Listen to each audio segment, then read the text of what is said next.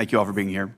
So General Fenton, there's been a series of concerning incidents, suicides, murders, overdoses, drug trafficking arrests surrounding the Special Operations community at Fort Bragg. But I think you and the members here of the committee, we know that those reports, they're not indicative of the thousands of incredible men and women at USASOC.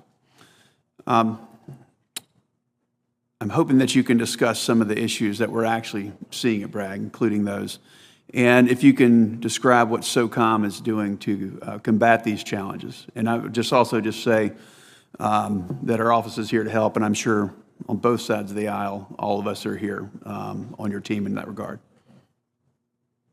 Well, Senator, thank you very much for an ability to comment on that, for an opportunity. That very issue hits at the heart of our number one priority, our people, who are our competitive and comparative advantage and who we place a lot of trust and confidence in.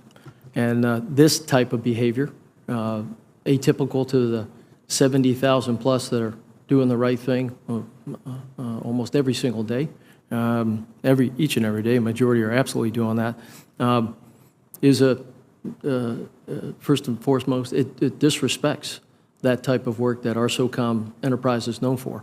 Second, it certainly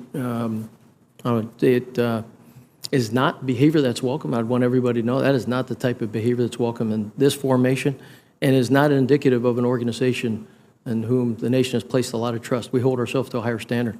And the Command Sergeant Major and I are, first of all, we're very angry when we get reports like that, and we're deliberately laser-like focused on this. And in fact, we talk about it as a corrosive. These are corrosives toward the trust and confidence that this committee, the Secretary, and certainly the nation has in us. And we're laser focused on eradicating that from SOCOM enterprise. One is too many, but we recognize we're not immune. So we look at it through a number of lenses.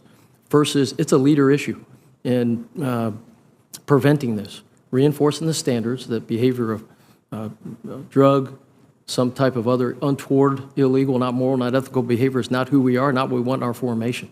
And we ask our whole formation to be on alert and to help point that out for us and let us as leaders start to take action.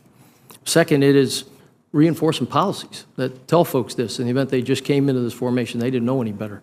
And they're at risk of doing something like that that disrespects decades of successful operations and many, many who came before and those who come after. Responding, I think a key piece in that one is holding folks accountable.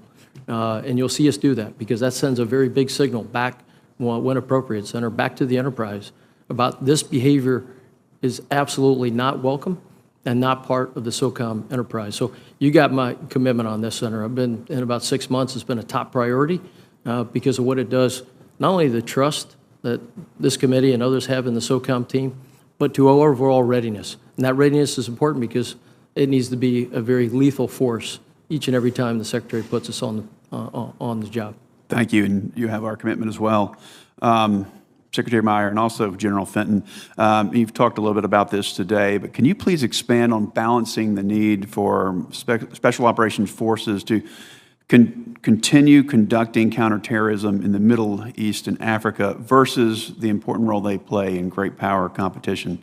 And do we have the right mix of forces to accomplish both? We'll start with you, Secretary.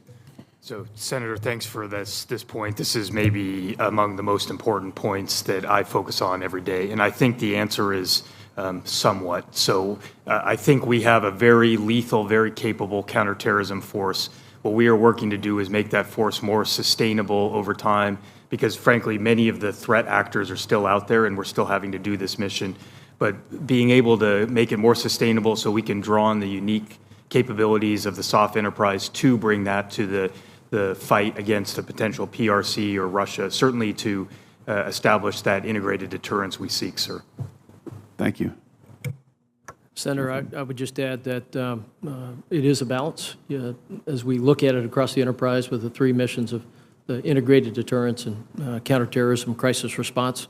And as I mentioned before, and we'll reinforce the capabilities we have in the counterterrorism arena transfer as well over into our integrated deterrence approach.